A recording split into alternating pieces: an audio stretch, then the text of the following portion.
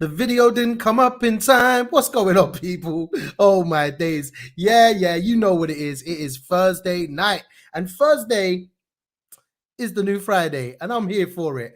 What's good, my people? I am Dan Lewis. This is On the Bywire. Don't forget to show me some love. Hit that like button, hit the follow button. If you ain't on YouTube, hit the subscribe button. You know what it is. Come on, it's real out here. And after the show, make sure you check out our website, bywire.news. Boom, boom. Are you ready for today? Oh my days. Now, obviously, I said before, the 3-day weekends.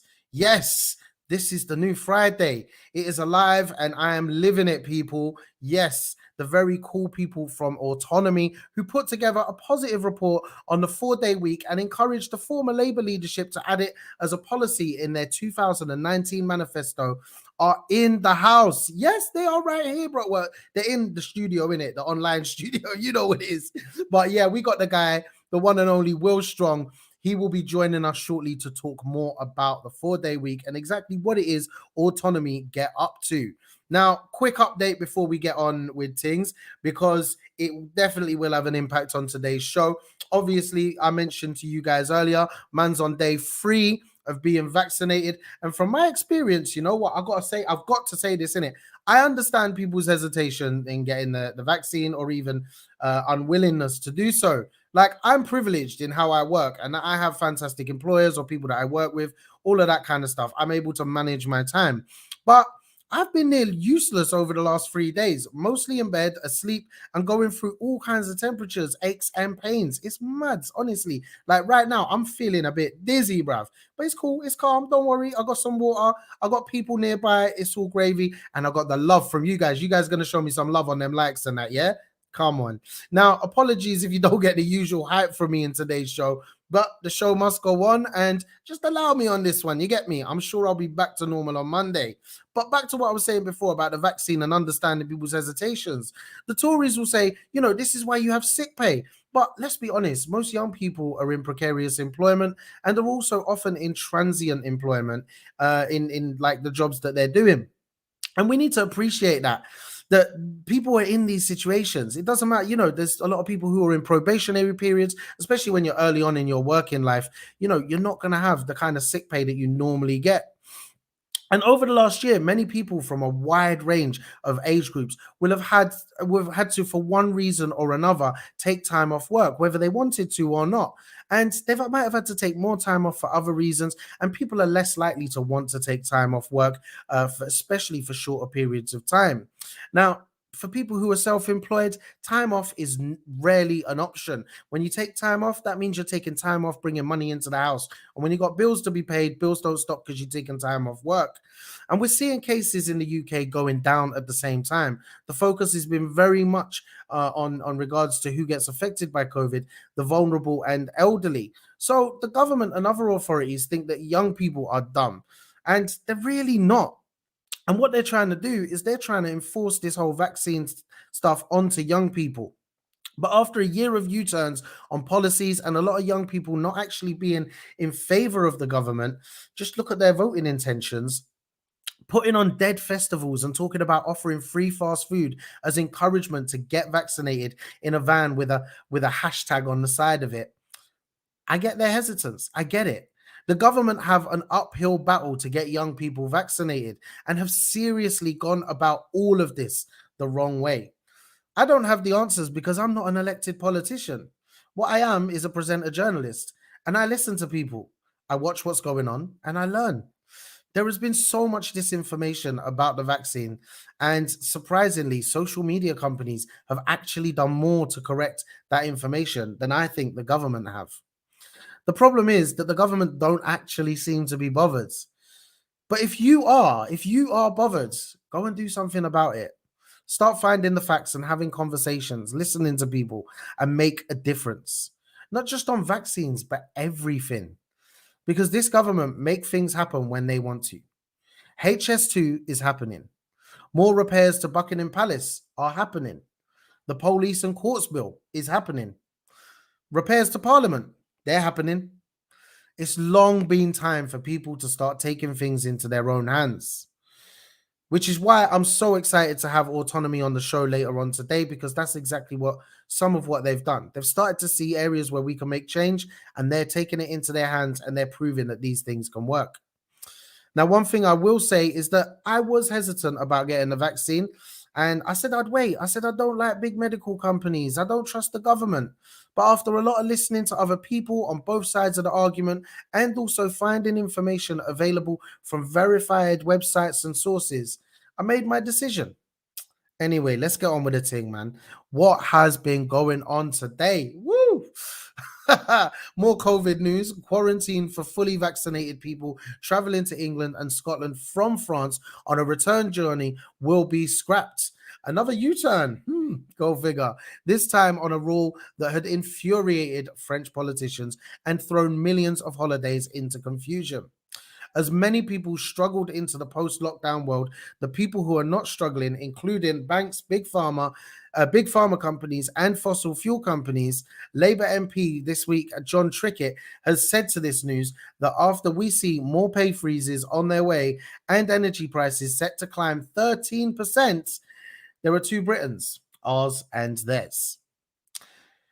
After helping raise around £250,000 for RNLI, Nigel Farage has found himself the subject of new revelations in the probe by US Special Counsel Robert Mueller into the leaking of emails hacked by Russian intelligence services to WikiLeaks during the 2016 US presidential election. Good luck, Nige. That guy's a bumhole, you know. The once self-pronounced hard man of Brexit, Steve Baker, has annoyed quite a few people after he branded Brexit a fiasco and indicated that politicians such as Sir Keir Starmer could be to blame for it. Wait, Tories don't make sense, but this one just like another bumhole, you know. Come on. He was also the Brexit minister from 2017 June to July 2018. Like, how can you be a bigger bumhole than that, man? Honestly, I'm trying to think of less harsh words so that YouTube don't censor me, because YouTube slapped me on the hand the other day, innit? I love you, YouTube. I don't pay your taxes. Anyway, talking of Brexit, why is there silence over the empty shelves in supermarkets? Do you remember when they were like, "Oh, chaos with Corbyn"? How about bare shelves with Boris? Like, man ain't done jack. Like, you hear about all these kids he's got, and it's like, oh, is he paying the bills for them? It's like, man ain't paying the bills for our imports. You get me? Like, everyone's like, nah, fam, we ain't sending you no bread or nothing. Boy, it's a bit mad. It's crazy, but you know my views on this guy. He doesn't care about you. And like I said before, take things into your own hands. Start making the difference you want to see in this world. Man's starting to sound like Mahatma. Maybe that vaccine done something different to me. I don't know. Anyway, on to our independent media news. Listen, guys, we have so many independent media partners that we cover every day on our show. And I just want to make sure you guys are checking out their websites. Make sure you see what's going on. We cover them on all of our social networks, but on their websites, you can find out so much more. And the work that they're doing, the investigations, the reporting, the covering, from the Bristol Cable to the Manny Boys at the Meteor, you know, they're doing a lot. First up today, though, we have got Byline Times. Download, we love Byline, and it is Brian Cathcart. I love a piece by Brian, keeping it real out here. Will the Independent Press Standards Organization ever uphold any standards? Excuse me. Now, this is a deep one, actually, because if you remember correctly, when Ipso, which is the Independent Press Standards Organization, was set up, there was a lot of this kind of talk. There was like, okay, cool, you know, 7 years ago it was set up, and a lot of people were like, but are they going to do anything? Are they actually going to uphold it? And something that's come up recently is the fact that there's a publication called The Jewish Chronicle, which has had 28 breaches and 4 libel cases against it. And it's accused of a collapse in journalistic standards. Now, what we try and do in journalism is we try and keep things real. We try and tell the truth. You know, but on the Bywire here, we bring you the news you know you can trust. Man, I ain't dropped that one yet, so I had to drop it for you.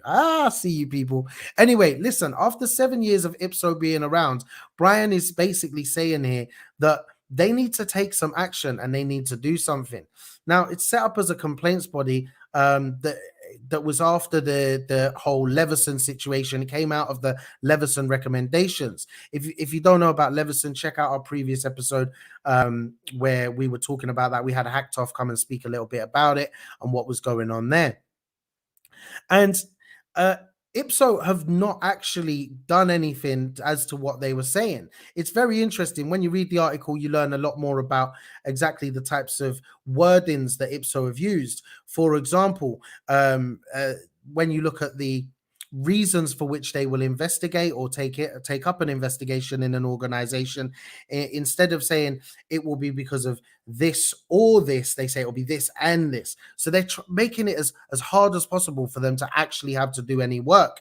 It's like that guy in work, you know, the one who like never does nothing. It's like, oh, I'll do it later, I'll look into it. That's what Ipso are like, you know. They're there, but they don't actually do nothing. You know what I mean? It's not on.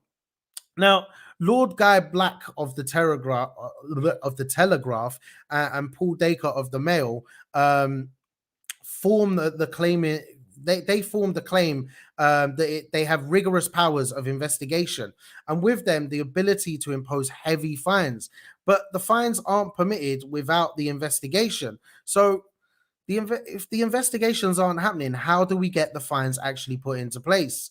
Now, the Jewish Chronicle itself, like I said before, there's been the numbers that we said before, 28 breaches and 4 libel cases against them in just about 3 to 4 years, the last few years. A lot of this is to do with ideology and politics. And this is where in journalism, you know, we have to make sure that although we might have our political beliefs, we might have our ideologies, that we are still giving facts, we are still giving clear information. A lot of what they were looking into was in regards to the anti-Semitism of the Labour Party. Now, if there are people who have vested interests in damaging the Labour Party, then this can become a bit cloudy. And we have to be very conscious of the people who are funding these organizations. The Jewish Chronicle doesn't have any clear owners. There is one that there isn't a lot of information on. But what is happening here is that the Jewish Chronicle made a lot of the running in the debate around that issue in the Labour Party, and the Conservatives have definitely felt the benefit of it. Now, if Ipso were to actually mount a standards investigation, it would risk being accused by the Conservatives and other people supportive of the Conservatives of trying to silence the newspaper. And they're unlikely to take that risk, are they? Now, the Chronicle, the way that it is run, like I said before, it's not owned by a billionaire, but the one person who does have some ownership is Robbie Gibb. Now, what we don't know specifically the type of ownership that is there, but he is also a former Downing Street advisor and now a non-executive director on the board of the BBC. One of the guards of journalistic standards, they might say. So you see where this is going. I definitely recommend giving this one a read. Brian does a brilliant job, and I think it's an important issue if you care about democracy and journalism here in the UK.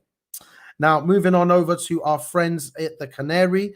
Dano, these guys have been following this story hard, and you know I have a lot to say on this one as well. The police have arrested 11 over racist abuse of England players after Euro 2020 final. I think it's fantastic that this has happened, that the police have taken action. I don't think it's fantastic the type of action that they've taken. I don't believe that arresting people for racism will stop them being racist.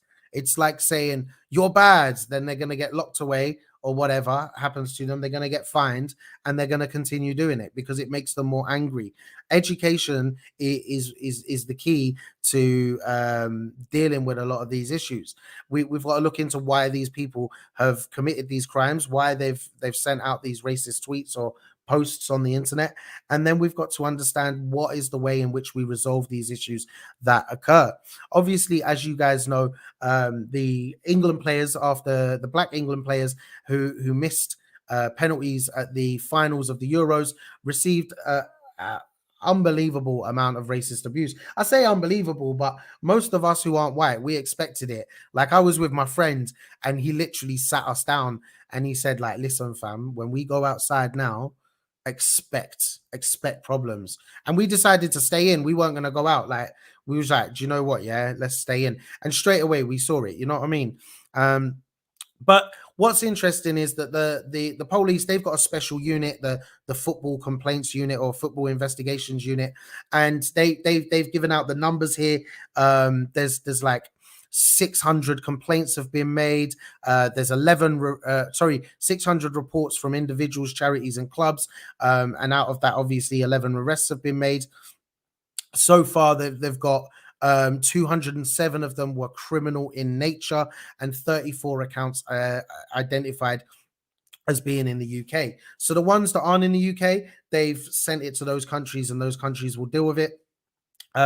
Bit mad, like, but that's the law. The ones in the UK, they're starting to look into. What I'm really interested in is what happens next, because so many times I have been to the police about racist abuse at me and other people. I've been involved in these situations, and so many times I have seen where the police don't do anything. They say there's not enough evidence. They say that they're unable to prosecute. They're unable to take it to court. There's so many reasons that they give for not being able to deal with racism when it is blatantly there in front of them with the evidence and with people having told them what's happened. So I'm very interested to hear what will come next. Interesting to see the figures as well, where these people have come from. The age range from 18 to 63, but the proof will be in the pudding. Let's see what the feds them do next. Moving on now, we are heading over to Open Democracy, where they are tackling the climate crisis, where they say tackling the climate crisis must not come at the expense of eradicating global hunger. This is a brilliant piece by Danny Sriskandaraja, and it's an opinion piece in Open Democracy. And I basically, I just wanted to highlight this one because we've been highlighting the climate issues that we're seeing and the lack of action from the government in every episode this week. And with COP26 climate summit coming up in Glasgow, you know, we really need to put the pressure on. Basically, what we're saying is that the government, similar to the conversation we had yesterday, the government are putting all these net zero targets out there. They're putting a lot of material out to say, you know, you can do this. The government's advisor, I've forgotten her name now, but the lady Stratton, who was talking about washing your dishes before you put them in the dishwasher, all this kind of stuff, you know, it's all just absolute bollocks in regards to what needs to be done. The article goes on to explain that just 4 oil and gas producers, Shell, BP, Total, and Eni, would require an area of land twice the size of the UK for tree planting to meet their net zero pledges. Also, the piece goes on to explain that, you know, we don't just want these carbon sinkholes where we've got loads of trees being put. We need to make sure that we're actually looking at what this means for people in the global south, what this means for people who are struggling because of war, because of climate change, people who are dying. We need to do more than just having net zero targets. And perfectly leading on to our next guest, this is where it comes to you guys. It's in your hands. And I don't want to sound like that Joan woman from Change. It's in your hands. It literally is. It, like, I mean, not some fake political party. I mean, our future. The world's future is in your hands, because when you see something wrong, you can't rely on someone getting paid a lot of money to do something about it, because they're still getting paid a lot of money whether they do something or not. They're going to be rich whether they listen to you or don't listen to you. The only way we make change is when we put it in our hands. And someone who's trying to do that, a group of people who I've enjoyed watching their work, is the Autonomy Massive. Will Stronge, my brother from another. What's good, man? Thank you so much for coming on the show. How are you? How's life? How are you feeling? I'm good, mate. I'm good. Yeah, life's all right. It's busy, but that's a good thing. Yeah, how are you? Yeah, I'm not too bad. You know, I'm getting on vaccine life and all that. I'm hoping day 3 though, right? This is what everyone's saying to me. Like, after day 3, you should be fine, innit? So, you know, basically, I'm living the 4-day week. This is the end of my 4-day week. So day 3 is basically for me the day before my weekends, which means I can go to the pub tomorrow. And well, I was gonna say I can not worry about COVID, but I've only had 1 jab. Oh, first jab. That's your first jab, not your second. Oh, yeah, it's my first one, man. And that's all right then, because your second jab's going to be not as bad. No, it's true because like I've had one jab and it was like nothing wrong, but apparently second jab it really slaps. See, this is why I only use NHS information, right? Because what you've said goes against about 90% of what other people have said to me. So, like, and also this is the other thing. Loads of people have said to me, like, "Oh, Pfizer's okay. You won't have any side effects." I ended up getting the Pfizer one in it, and look at me. Yeah. Well, I got Pfizer 2 coming. I reckon I'll give it £5 bet that your second jab won't be as bad. I hope so. I'll take that £5 off you, bruv. No worries. But listen, we're here to talk about you and autonomy, not me and my vaccine or Pfizer, because less said about Pfizer. But autonomy, man, like, you know, what is autonomy? What does it mean? What does it do? Who is it? Who's behind it? Tell me more. Yeah, so we're like a research outfit that started 4 years ago. 4 years ago last weekend, so it's our 40th anniversary. Whoop. And basically we do research on the future of work. So like we look at where's the world of work taking us, what are the kind of tendencies and trajectories of the labor market, you know, what are new technologies doing, what's going on in the gig economy, different forms of work and so on. And we're trying to basically make sure that our research helps steer politicians, activists, journalists, put down some of the evidence and the research to show that we need to be going in different directions to make sure that we have like a sustainable future, one where workers aren't exploited, or at least exploited half as much. There's security, there's flexibility, but also we've got more time for ourselves. So one of the big flagship policies and research agendas we're pushing is a shorter working week. So yeah, in a nutshell, we've kind of grown. We've got a team of 8 now, all sorts of people. We've got architects, we've got economists, we've got mathematicians. It's a really good bunch. So I'm pretty proud of what we've achieved. I love it. I love the way you guys, the future of work, because a lot of the time I feel like, having been a trade unionist myself as well, a lot of employers, a lot of managers, they're like, oh no, the way it is works, so let's not change it. And as a trade unionist, you're always looking at trying to make the world a better place. But when you are in the workplace, whether it is in a factory or a call center or even on the shop floor, you haven't got time, especially when you're a young worker. You got like a young family or something, you haven't got time to like look into a lot of these things and do research and understand things. But having you guys there with the research that you're doing, to talk about what the future of work could look like and what's going on in other countries or even other workplaces, and saying where it does and doesn't work, I just think is fantastic, because it gives us a resource, it gives us a tool where we can go to and we can find information, we can learn about things, and we can take it to the employers and say, look, this works. I remember a few years back, I won't say the company I was working for, but many people will probably know, the senior director of all the call centers in the UK for this organization was sitting there with the general secretary of our union. They were meeting, and I was in the room just kind of taking notes. And the director, he was talking about the guy in America who cut his wage by loads so that everyone could earn 70k. Yeah. And he said at the end of it, he said, yeah, but you know what happened at the end of that? And I was thinking, wow, this director's talking about that story. And he went, yeah, but you know what happened at the end of that? Ended up moving with his mum. Loads of people started leaving. Didn't work. So I was not allowed to interrupt this meeting, but I had to. I was not allowed. I had to. I went, no, hold on a minute. That's not true. People left because they weren't happy with giving up their wage to other people in the workplace. They didn't want to give up their wage. Yeah. But now he has an even bigger company that's running even more efficiently than before. And like the thing about moving in with his mum, so like most people under 30 living with their mum at the moment. It's true. I think his name's Dan Price, right? Yeah, yes.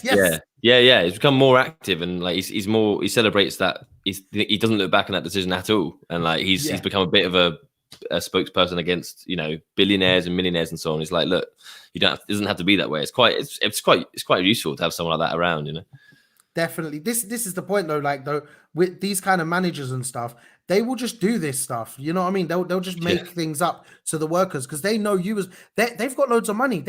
You see them sitting there when you go in, you see them with their feet up on the desk, on their phone, flicking through. And it's like, yeah, I know you get paid more money than me, but like, rub it in my face. But I just think it's mad, like the way they go on and they think they can just lie about these things. The thing, obviously, I love about you guys, and I talk about it on the show all of the time, is the 4-day week. You know, what does a 4-day week look like? Like, are you saying that basically we should have a 3-day weekend, or are you saying people should more spread their working hours across the week, and we should have a more 24-hour working society? What does it involve? Because you guys done a report on it, obviously. I'd love to hear you explain more about it. Yeah, so I mean, we basically we recommend kind of fitting it to more or less the kind of work that you do. So, you know, some operations, some firms and organizations do need to kind of be manning the stations like 5 days a week, and so a short working week is what the phrase we're using, you know, kind of like a 32-hour week spread across 5 days. There are benefits. There's more what we call compound benefits to a 4-day week, so a 3-day weekend. So often, you know, it's easier for staff or the shop floor to realize that we're not working Fridays. That's just a blanket rule, and that means like it's clear, like, hey, your work has to be done, you know, in 4 days, and like you kind of you know a 3-day weekend's coming. So like obviously that's good for, you know, morale and whatever. Rather than people doing different hours, that can sometimes be like, well, you know, they're doing a 4-day week and we're doing 5 days and so on. But I mean, and also you have to make the point as well that obviously working 4-day weeks and having 3-day weekends also helps the environment as well. The carbon footprint is lower because you have fewer people. The whole office is not going in for an entire day, so that does compound, you know, the kind of benefits. At the same time, the shorter working week is not going to work for people if it doesn't, you know, it's not their preferred option. So, you know, we've worked with companies who people want to drop their kids off at school in the morning, so they'll do 5 shorter days and start later because they want to spend more time with their kids, either at the start at the end of the day. If you start, you know, blanket imposing 4-day weeks, then often people will be like, well, can we work around my schedule, you know? And I think during the pandemic, we saw obviously a lot of homeschooling, a lot of, you know, shone a light on like the kind of caring responsibilities people have alongside work. So the important thing is that your work life also fits around you. So we kind of advocate both, basically. I like it. Yeah, that's the other thing with a lot of employers at the moment. The same someone said in the company, tell us the company. Well, it's not Santander, but it's close. Anyway, they advertised the job. Check out Santander's new album though, it's sick, bruv. Yeah, they said when we started the job, like, oh yeah, we're really flexible, you know, because it's in Liverpool. They were like, you know, we know some people like to go to the football and they travel for the football, so we try and work the hours around you all. And like, they were lying. They were just, it's not flexible. It's like, you know, we could give you a shift anytime between 8 in the morning and 8 in the evening. That's basically what they meant. It's not working around you. And that is like, again, going back to what I was saying before, but you guys providing people with factual information, you know, evidence that these kind of things can work, and not just work for the people, but work for the businesses, work for the companies. I think is so beneficial to so many people to be able to really start to make change in the world, and which is, like I say, why I love the work that you're doing. Now, you guys obviously aren't just looking at 4-day week, you're looking at many different things. I believe there's a book coming up as well. So what's next for you guys? What are you working on? What should people be looking out for?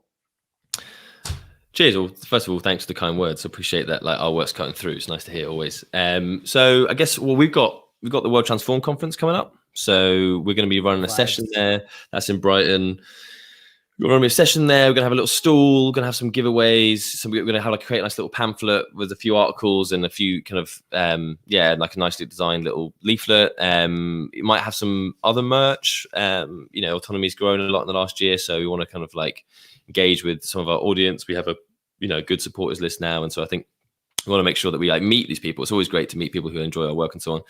We're working on so much research. Like, there's so much going on. We've got stuff on the right to disconnect. So like articulating what it would mean to change the employment law such that, just like in France, your employer can't contact you outside of working hours. That's really important. Prospect Union have been doing some good stuff on that, but we're going to put some more flesh on the bones of it. We're doing a project on the gig economy and the discriminations within the gig economy with Class, another good think tank. We're doing more stuff on 4-day week. And yeah, I got a book coming out with Versa in September on the kind of the history and theory behind short working week. Kind of like, you know, what's the left case for a shorter working week? So often you get these books, you get like the consultancy books, fair enough. You get a kind of, kind of like a New York Times bestseller style book, but we want to kind of show the kind of the radical history of the idea and like who's been fighting for it throughout, the last 200 years.